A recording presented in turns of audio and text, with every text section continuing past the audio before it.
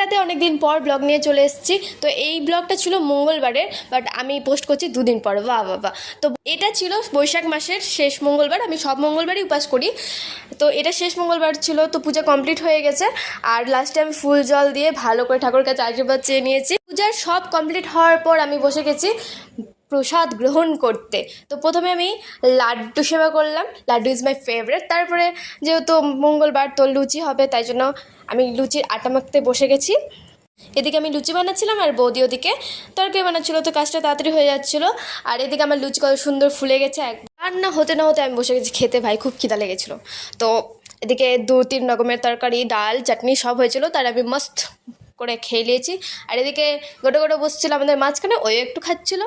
তারপরে এনার ল্যাদ লেগে গেছে, আমার কোলে বসে ল্যাদ করছিলো, তো ওর সাথে আমি একটু মজা করছিলাম, টুকি ধাপ্পা করছিলাম আর কি। আর তারপর দেখছি সিঁড়িতে এত জোরে জোরে উঠে বেড়াচ্ছে।